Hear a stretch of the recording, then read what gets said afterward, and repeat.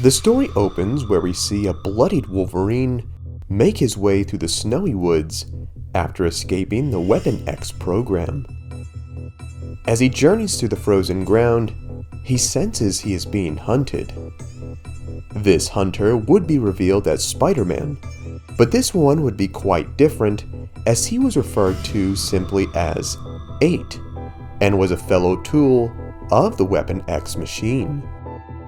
Engaging the man in combat, Logan warned 8 that he was being used and that he did not even know his real name.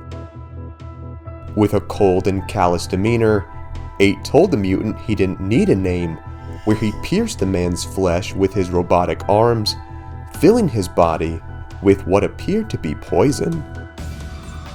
Telling the agent this would have no effect on him, the brainwashed wall crawler told the man that this was not venom, and that he had gotten an upgrade. This time, it was napalm. Igniting the chemical, we then would see the flesh melt off of Logan's body as he screamed in agony, all while the merciless 8 watched on. Bringing his prize back to headquarters, we see the heavily scarred Spider-Man speak with his colonel about this mission. This colonel we see being revealed as this world's Flash Thompson. While at first appearing as nothing more than a mindless tool of destruction, we see 8 begin to ponder Wolverine's words from before, especially when it came to his name. Being referred to as 8 his whole life, Spider-Man told Flash that he knew his name and that of the head Dr. Cornelius, and was curious to know what his was. Thompson, being rather taken aback by this, reinforced to 8 that operatives such as himself did not have names, for that kind of info would get them killed, with Dr. Cornelius saying that this level of curiosity was the one thing he could never truly purge from his experiments. Asking what happened to some of the other rogue members of Weapon X, the troopers then queued up 8's mission to get his mind off things, which would be the extermination of the original Weapon X soldier, this world's Captain America, who too, like Logan, had gone rogue and was on the run. Later that night, we would see the rather literal reason that 8 was called 8, as we would see him without his crimson goggles for the very first time, revealing a set of 8 hazel brown eyes. So, careful the next time you guys say you want to be Spider-Man. You're going to have to be very specific, from the handsome Andrew Garfield ones to versions like this.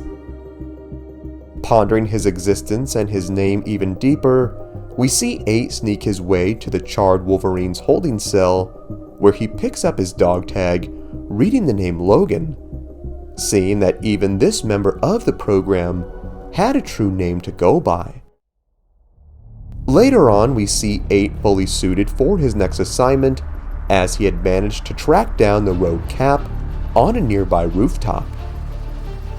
Webbing the man's shield, Steve asked just who the heck this was, where Spidey brought down the fury of the conjoined Canadian and US governments, kicking the man right in the face.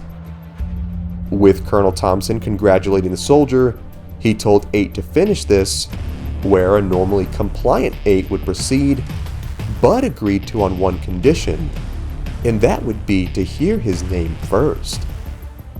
With Steve thinking he was asking him, he comedically said that he did not know, nor did he really care, as he engaged the wall crawler in close combat. As Captain America would begin to gain the upper hand, a furious Flash would tell the man to stop screwing around and finish what he was set to do. However, the defiant 8 would continue to rebel, asking what his name was, where Cap would then take a note from Soldier Boy's book and tell the dude to stay the F down, where he then headbutted 8's goggles, shattering them to pieces, where the wounded soldier then asked the guy if he kissed the Statue of Liberty with that mouth. This is honestly one of the best Spidey and Cap encounters I personally have seen in a long time. Someone please go paint 6 extra eyes on Tom Holland so we can recreate this, please. With Rogers continuing to pummel the man, Flash screamed into the headset, asking if he was alright. Cap would go in for the kill, with the wounded Spider-Man pleading with Thompson to just tell him his name so he could die, knowing he was more than just a weapon. Flash would then be greeted to a flashback of a fellow soldier he served with in the army, who we see was named Parker. As we suspected, this Spider-Man was indeed Peter. Just as Rogers went to decapitate the wall crawler, Peter heard Flash call him by his name for the very first time, before his mind was wiped and altered from the government programming. Right before the shield would strike, we would see Captain America suddenly halt, where we see Peter had pierced him right through the skull with one of his arms, exclaiming that he liked this name. With the Star-Spangled Man finally dead, we see Peter back at HQ, where we see the team congratulating him on this victory, where they have a gift for him along with upgraded weapons. This gift, we see, would be his very own dog tag with his name Peter carved into it.